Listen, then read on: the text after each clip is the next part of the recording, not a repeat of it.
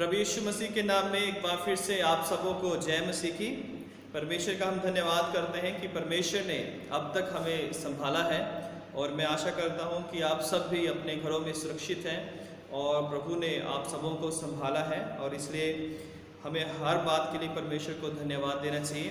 आज का दिन जो है वो सेकेंड संडे आफ्टर ईस्टर है। ईस्टर के बाद जो दूसरा रविवार है और आज का संदेश मैं आपके साथ बांटना चाहता हूं। और आज का जो थीम है वो विटनेस टू क्राइस्ट रिजरेक्शन, प्रभु यीशु मसीह के पुनरुत्थान के गवाह। और जो हमारी रीडिंग्स हैं आज की बाइबल रीडिंग्स जो हैं वो प्रेरितों के काम उसका दूसरा अध्याय 22 से 32, पहला पत्रस उसका तीसरा अध्याय 13 से 18 और लूका 24 उसका 13 आयत से 35 आयत तक आज की जो रीडिंग है। तो हम लूका 24वें अध्याय में जब हम देखते हैं तो हम वहाँ पर पाते हैं कि 1 से लेकर 12 तक कि किस तरह से जब प्रभु यीशु मसीह को क्रूस पर चढ़ा दिया गया था उसके बाद तीसरे दिन यीशु मसीह मुर्दों में से जी उठे थे। और जब मरियम और अन्य कई स्त्रियां जो है कब्र पर गई थी सुगंधित पदार्थ लेकर ताकि यीशु मसीह के मृतक शरीर पर लगा सकें, तो जब वो वहाँ पर गई थी तो हम देखते हैं कि कब्र का जो पत्थर था जो लगाया गया था वो लुढ़का हुआ था और वो वहाँ पर बड़ी आश्चर्यचकित रह गई कि हम प्रभु यीशु मसीह वहाँ पर नहीं थे और कब्र उन्होंने खाली पाई। और आके उन्होंने चेलों को बताया, हम जानते हैं, और चेले भी गए, पतरस भी गया, वहाँ पर जाकर देखा तो वो कब्र खाली पाई गई थी। और कब्र जो खाली थी वो इस बात की गवाह थी कि यीशु मसीह जी उठे हैं। और इसी बात को जब हम आगे बढ़ाते हैं तो हम पाते हैं कि यीशु मसीह की जो गवाही या उसके पुनरुत्थान की गवाही जो है आज का जो हमारा थीम है कि किस तरह चेलों ने पुनरुत्थान की गवाही दी। प्रभु यीशु मसीह का पुनरुत्थान एक सत्य घटना थी, जैसा हमने लास्ट संडे के मैसेज में सुना था कि किस तरह से खाली कब्र और यीशु मसीह के जो चेले थे उनकी गवाही और स्वर्गदूतों की गवाही और जो सैनिक थे उनकी गवाहियों के द्वारा ये प्रमाण हुआ था कि यीशु मसीह सच में जी उठे हैं। और उसके बाद जी उठने के बाद एक जो हर व्यक्ति जो था, खासकर प्रभु यीशु मसीह के चेले थे या वो स्त्रियां थी, उन्होंने एक गवाही दी कि यीशु मसीह जी उठे हैं। तो आज हम इस बात पर विचार करेंगे कि जो गवाही है चेलों ने किस रीति से दी और क्यों वो उस गवाही को देने पाए और गवाही जो है वो मसीह जीवन में क्यों महत्वपूर्ण है। अगर हम गवाही की बात करें तो गवाह कौन होता है? वो व्यक्ति जिसने किसी घटना को अपनी आंखों से देखा है और अपने कानों से सुना है और वो उस घटना के समय वो वहाँ पर मौजूद था।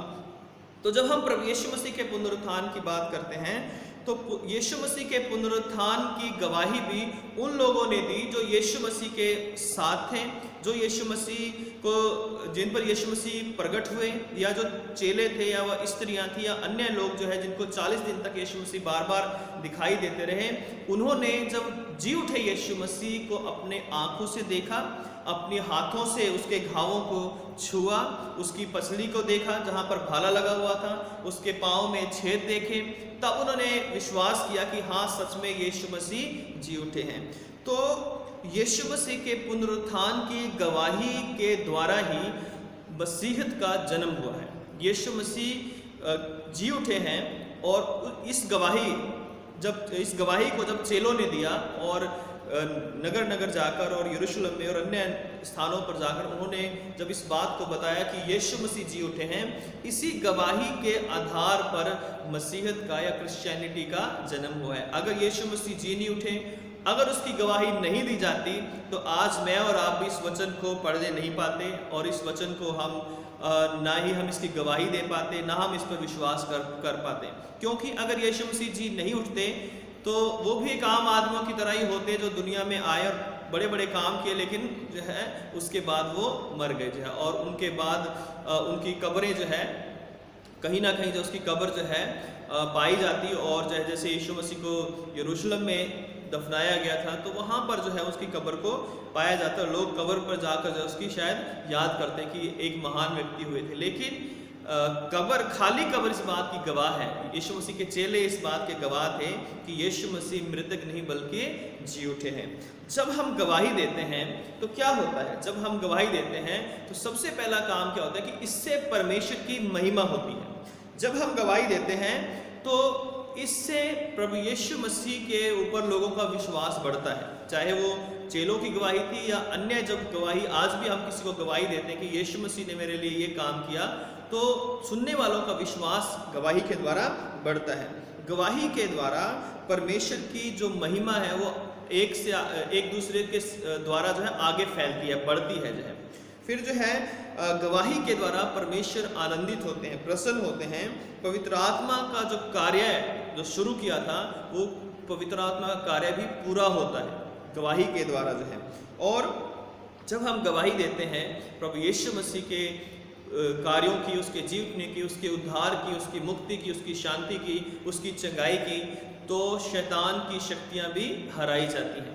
तो हम कह सकते हैं निचोड़ में कि गवाही जो है वो हमारी मसीहत का आधार है। अगर चेले आज उस समय गवाही नहीं देते तो मैं और आप जो है, और या सारी दुनिया में जहाँ पर सुसमाचार फैला है, आज वो सुसमाचार नहीं फैलता।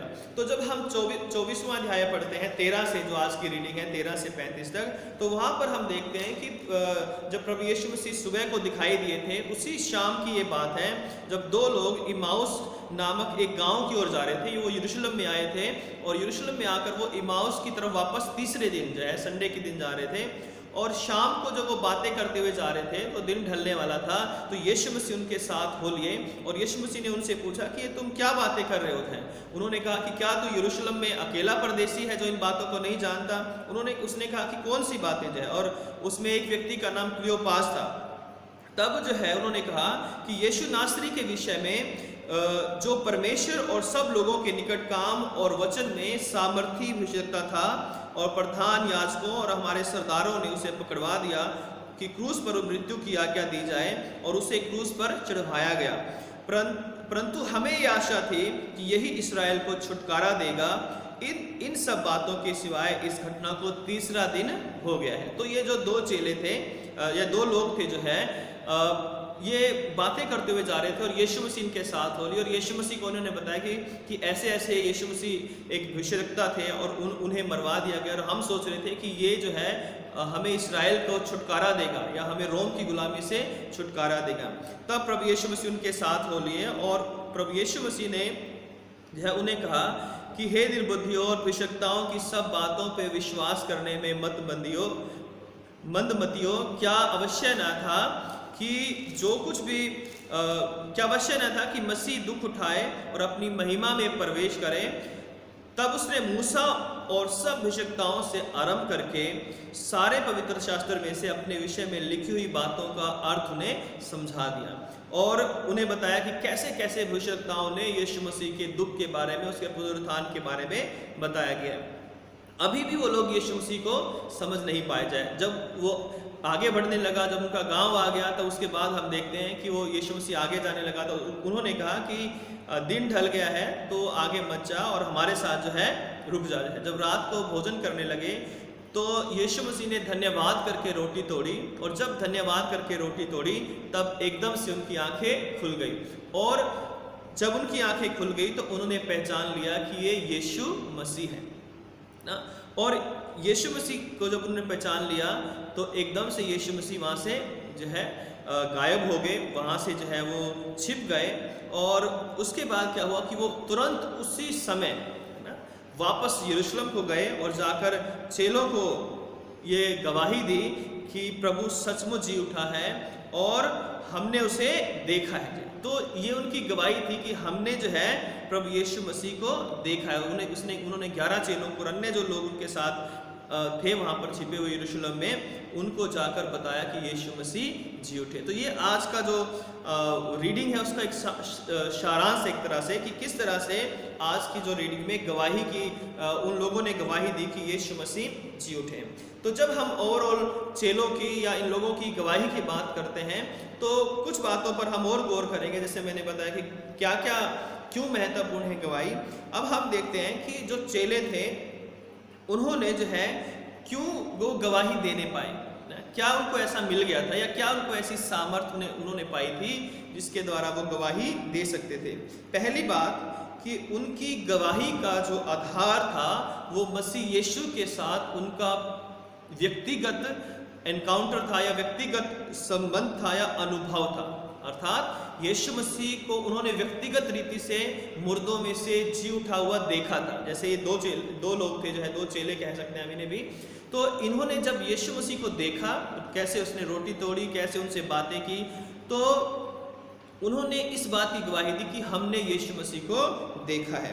तो प्रभु यीशु मसीह की जो गवाही थी वो कोई सिर्फ ये नहीं थी किसी ने हवा में बात की या सुनी सुनाई बात थी, बल्कि ये वो बात थी, वो गवाही थी जिन्होंने लोगों ने खुद अपने आप से अनुभव किया था और उन लोगों ने अनुभव किया था जो उसके साथ रहे थे। उसके बाद यीशु मसीह चेलों को भी दिखाई दिए, पौलुस को भी दिखाई दिए, तो अन्य लोगों को भी दिखाई दिए।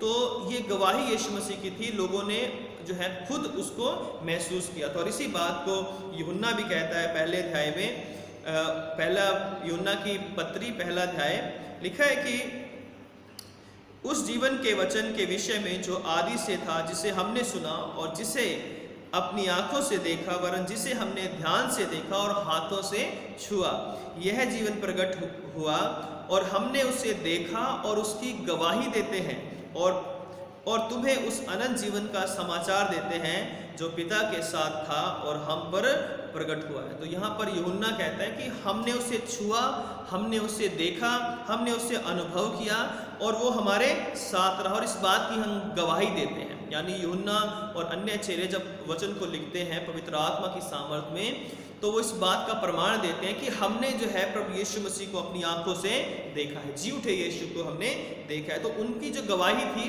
उनका पर्सनल एक्सपीरियंस था, उनका अनुभव था कि हमने यीशु को देखा है। दूसरी बात, उनकी गवाही का आधार पवित्र शास्त्र को समझने की सामर्थ्य जो है, जो यीशु मसीह ने समझाया था, पवित्र शास्त्र से उन्हें समझाया था। तो उनकी जो गवाही का आधार क्या बना, जब उन्हें पवित्र शास्त्र को की सारी बातें उन्हें यीशु मसीह ने समझाई और उन्हें समझ में आया, है ना। तो यहाँ पर 2 वर्ष आप पढ़ सकते हैं, लूका 24 उसका 26-27 और लूका 24 का ही जो है 49 जो है वो 45 आप पढ़ सकते हैं। लिखा हुआ है कि 44 से, फिर उसने कहा कि ये मेरी वे बातें हैं जो मैंने तुम्हारे साथ रहते हुए तुमसे कही थी कि अवश्य है कि जितनी बातें मूसा की व्यवस्था और भविष्यवक्ताओं और भजनों की पुस्तकों में मेरे विषय में लिखी हैं वो सब पूरी हो जाएं। तब उसने पवित्र शास्त्र बूझने के लिए उनकी समझ को खोल दिया जाए। तो उनकी समझ कैसे खुली?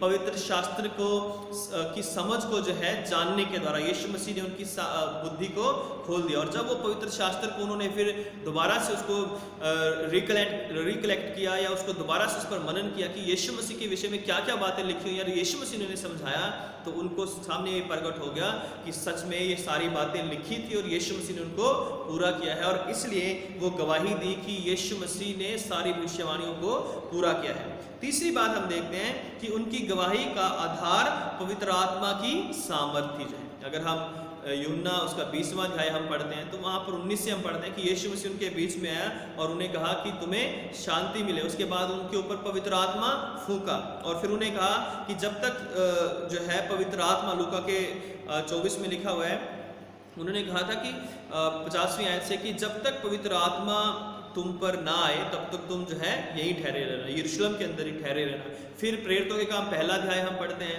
तो वहाँ पर भी प्रभु यीशु मसीह ने कहा कि इंतजार करना, जब तक पवित्र आत्मा ना आए तब तक तुम यरूशलेम में ठहरे रहो और जब पवित्र आत्मा तुम पर आएगा तब तुम सामर्थ पाओगे और यरूशलेम और यहूदिया और सामरिया और जो है पूरी दुनिया में या पूरे जगत के छोर तक तुम मेरे गवाह ठहरोगे जो है। तो गवाही कैसे आई?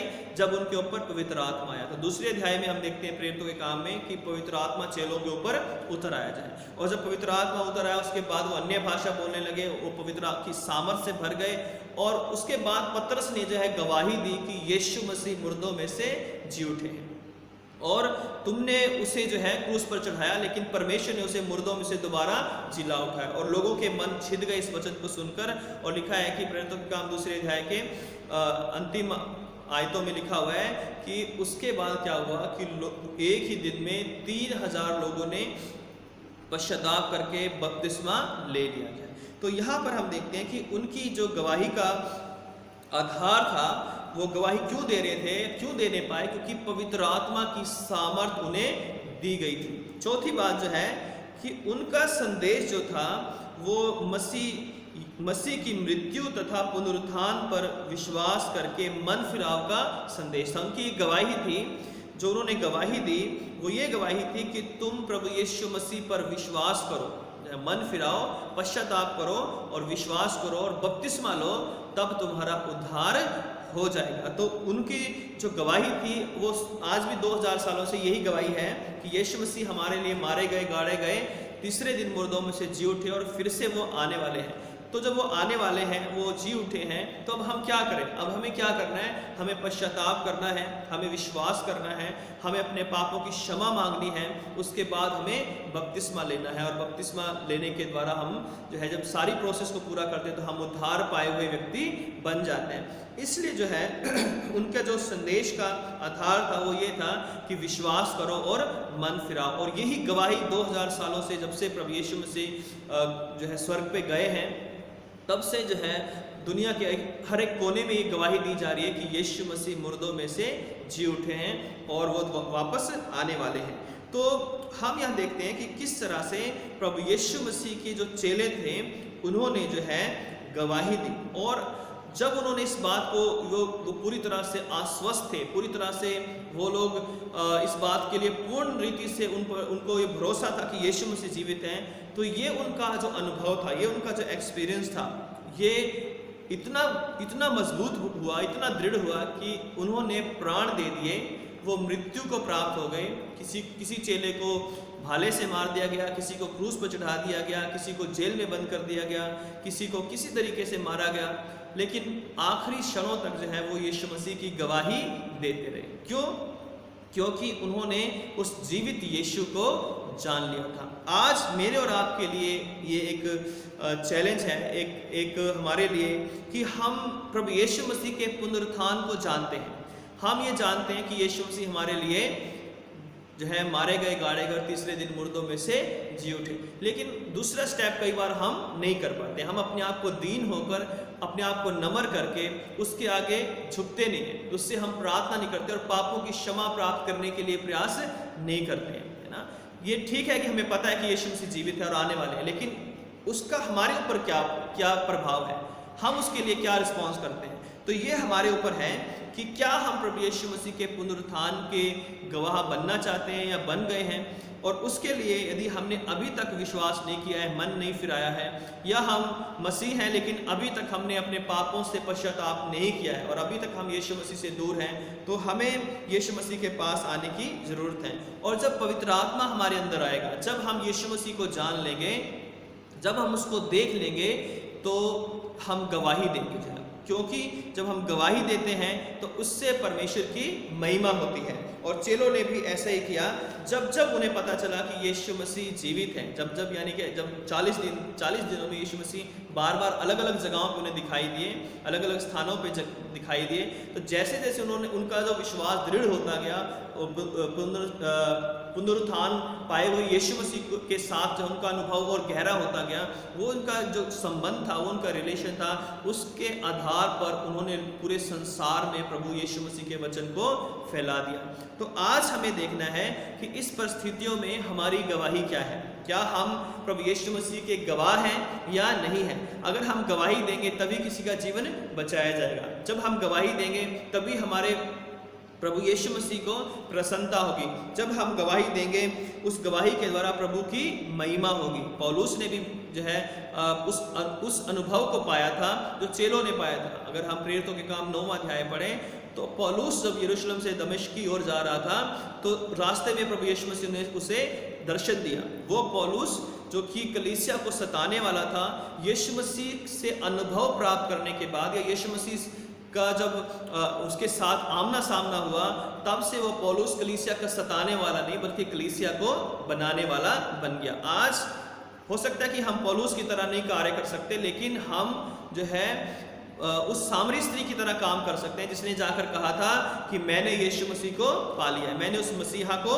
पा लिया है। और सामरियों ने कहा था कि हम अब तेरे कहने से विश्वास नहीं करते, लेकिन हमने अब खुद ये जान लिया है कि यीशु ही मसीहा है। और जो है उन सामरियों ने प्रभु यीशु मसीह पर विश्वास करने के द्वारा उद्धार पाया। क्रूस पर जो डाकू था उसने कहा था कि हे यीशु जो है, यदि तो जब तो अपनी महिमा में आए, अपने राज्य में आए, तो तू मेरी भी सुधि लेना। और यीशु मसीह ने कहा था कि आज ही तू मेरे साथ स्वर्गलोक में होगा जो है। तो उसी घड़ी उस जो डाकू ने जो है उद्धार पाया था। तो आज मेरे और आपके पास भी समय है कि हम भी प्रभु यीशु मसीह पर सच्चे मन से विश्वास करें, पापों की क्षमा पाएं और उसकी गवाही दें। हम बहुत सारे दुनिया में बहुत सारी चीज़ों की पब्लिसिटी करते हैं, है ना। मैंने उस डॉक्टर से दवाई ली, वहाँ से मैं ठीक हो गई, मैंने ये वाला इंश्योरेंस करवाया, इससे मुझे ये फ़ायदा मिला, मैंने यहाँ पर एफडी करवाई, मुझे यहाँ पर इतना फ़ायदा मिला, मैं उस व्यक्ति के पास गया, उसने मेरी ये इस तरह से मदद की। ये सब चीज़ें ठीक है, दुनिया में सब रहते हुए सब हमें चाहिए, लेकिन उससे भी बड़ी हमें ये गवाही देनी है कि यीशु मसीह मेरा प्रभु है, वो मुर्दों में से जी उठा है और उसने मेरे और मेरे परिवार का उद्धार किया है। ये चेले जो है जब यीशु मसीह इनके साथ जा रहा था तो ये निराशा में थे, ये उदास थे, है ना। अगर हम पढ़ते हैं तो लिखा है कि वो उदास थे और निराश थे। चेले जो है एक बंद कमरे में, जो 11 चेले थे वो एक बंद कमरे में बैठे हुए थे, डरे हुए थे कि अब सब कुछ नष्ट हो गया। आज भी जो हमारे सामने एक परिस्थिति है कोरोना वायरस की, इसमें भी लोग डरे हुए हैं और सहमे हुए हैं, घरों में हम सब बैठे हुए हैं जो है। और कुछ लोग कह रहे हैं कि शायद परमेश्वर है ही नहीं जो है, कुछ लोग कह रहे हैं कि कहाँ है पास्टर, कहाँ है पंडित, कहाँ है अन्य जो है लोग जो है, और वो कह रहे हैं कि ये सब जो है बेकार है। एक तरह से वो मैसेज देना चाहते हैं, लेकिन ऐसी बात नहीं है। मैंने पिछले संडे भी बताया था कि परमेश्वर जो है हमारे साथ है, हमें विश्वास करना है ना। और यीशु मसीह ने अपने चेलों को नहीं छोड़ा था। जब वो जो है घोर निराशा में थे, जो है जब उनके सामने कोई भी आशा की किरण नहीं थी, तब भी परमेश्वर प्रभु यीशु मसीह उनके पास आकर कहते हैं कि तुम्हें शांति मिले जहे। और जब ये 2 चेले जा रहे थे तो इनकी आंखें बंद थी और ये यीशु मसीह को देख नहीं पा रहे थे। आज कितने लोग हैं इस कोरोना वायरस में परमेश्वर के ऊपर सवाल उठा रहे हैं, है ना।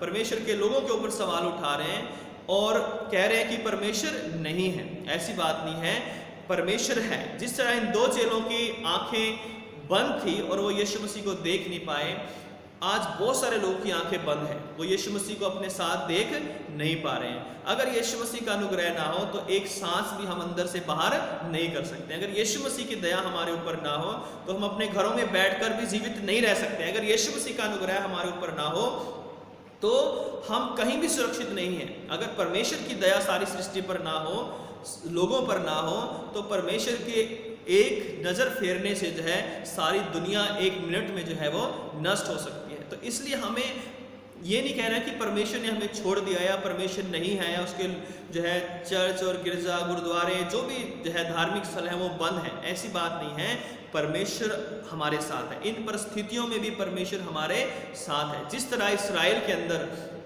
जब मरी आई थी पैलोठों के मरने की, तो इस्राएली लोग जो है भी डरे हुए थे और मिस्री लोग भी डरे हुए थे, लेकिन इस्राएली लोगों को एक इंस्ट्रक्शन दी गई थी कि तुम अपने घरों पर मेमने का लहू लगा लेना चाहिए।